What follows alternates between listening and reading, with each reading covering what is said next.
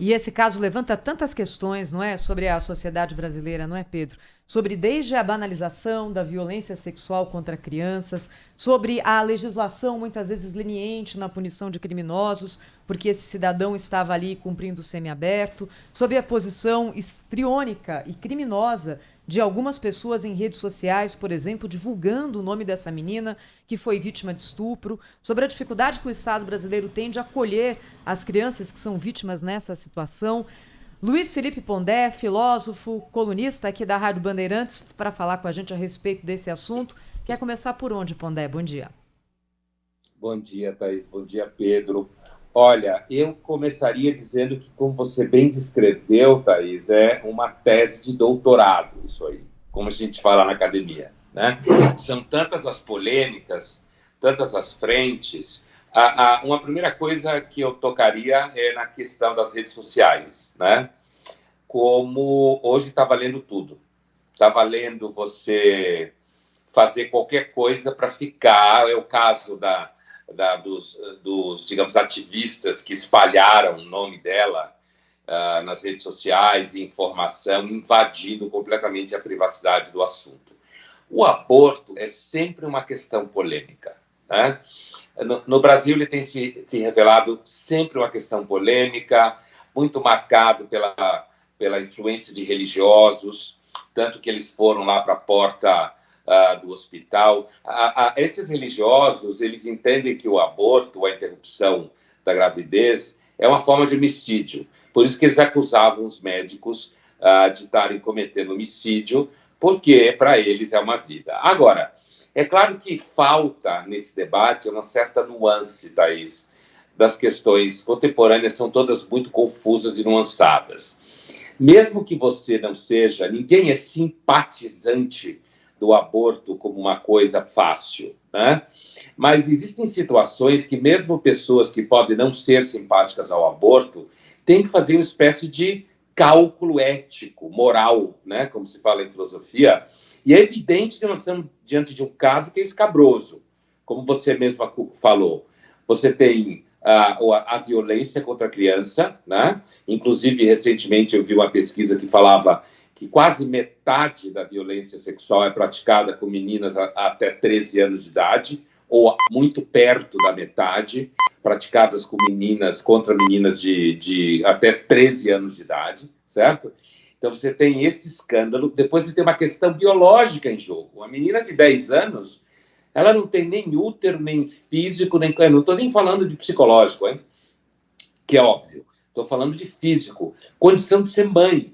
Então, esse caso é também interessante para mostrar como a militância política e moral se transformou num verdadeiro surto psicótico no mundo contemporâneo, né? A ponto de pessoas ficarem achando que seria possível ter outra saída do ponto de vista médico, psicológico e reprodutivo para essa situação que não fosse a interrupção da gravidez causada pela violência sexual, inclusive dentro da lei, né? Não estamos nem discutindo aí alguma coisa fora da lei. Mas uma menina de 10 anos não tem nenhuma condição biológica. Talvez ela viesse a se tornar estéril, incapaz de gerar filhos quando fosse uma mulher adulta. Então, do meu ponto de vista, não tem muito o que discutir.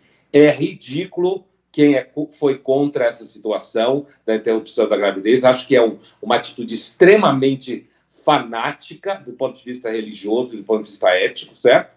Se você levar em conta a situação, eu não estou nem discutindo a lei brasileira com relação ao aborto, porque o caso se deu dentro da lei, certo? E também a situação da violência, né? Então, e o Estado, Thaís, você sabe como é o Estado brasileiro, né? O Estado brasileiro está sempre um pouco adiante do neolítico nessas questões. A gente achava que era só em algumas questões políticas. Na pandemia já parecia um absurdo, né, Pondé? Tentar politizar aí todo o esforço e o debate necessário para que pudéssemos avançar, né, e adotar as melhores práticas aí para sobreviver diante desse novo vírus. Agora, nesse caso específico, né, você mexe ali com sentimentos íntimos, né, e com a identidade, né, de uma menor que é a maior vítima dessa história toda e acaba sendo vítima de mais de um delito por conta da repercussão que isso teve nas redes sociais, né?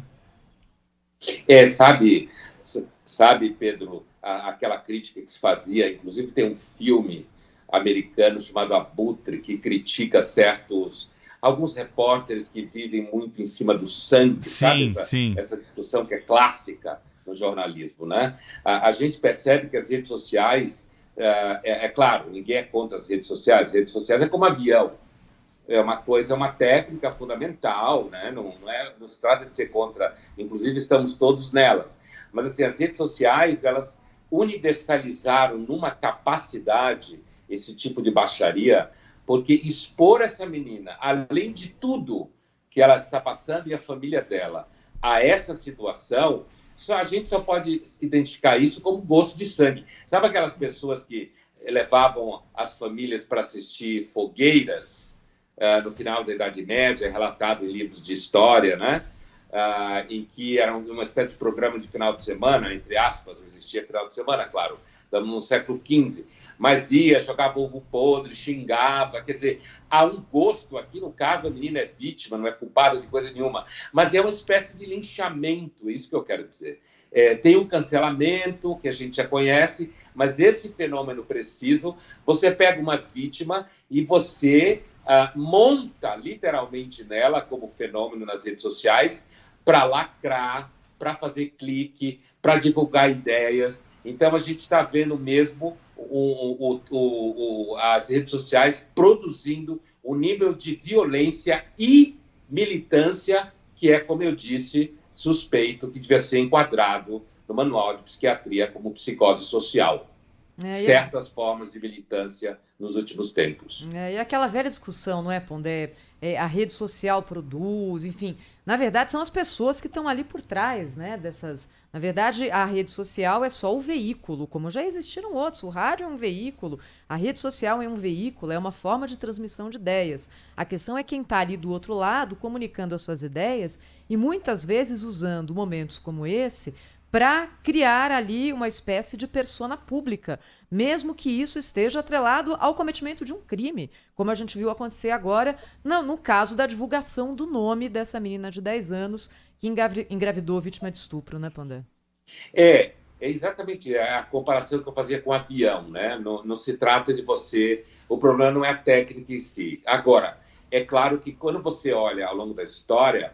Vou pegar um exemplo clichê conhecido na história da comunicação e da mídia, quando foi inventada a imprensa pelo Gutenberg e depois o Lutero traduziu a Bíblia, né? O Lutero também traduziu a Bíblia para o alemão e os protestantes, então, criaram uma cultura que os católicos nunca tiveram, até hoje tem menos que protestantes, que é ler a Bíblia. Então, normalmente protestantes conhecem, eu digo leigos, não ministros religiosos, conhecem a Bíblia melhor do que a maioria dos católicos, e isso tem a ver, inclusive, com o fato de que o rompimento com a liderança papal levou a um certo, digamos assim, entre aspas, consumo direto da literatura bíblica, ainda mais quando foi traduzida para o alemão, onde nasceu a revolução, a reforma, melhor dizendo, luterana. Você sabe que esse é um dos elementos elencados nas causas das guerras religiosas, certo? Quando você tem adensamento de informação e capilarização dela, seja em que grau for, a gente está falando um grau hoje muito maior do que era então no século XV e XVI, você tende a ter uma transformação nas relações de força. A mesma coisa aconteceu na Rússia do XIX, que era uma sociedade assim, quase, não é 100, vou exagerar só pelo argumento, quase 100% analfabeta, é claro que não era.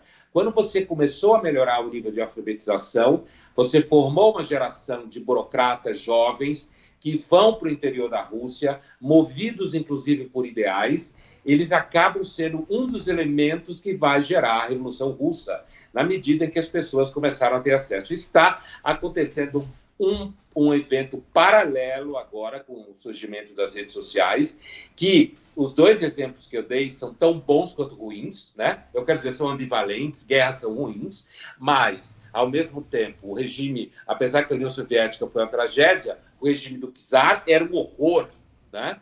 Então, a mesma coisa as guerras religiosas. As guerras religiosas, Thaís e Pedro, trouxeram para nós o pensamento liberal. Ele foi criado em meio às guerras religiosas, contra as guerras religiosas da Inglaterra. As redes sociais são a mesma coisa.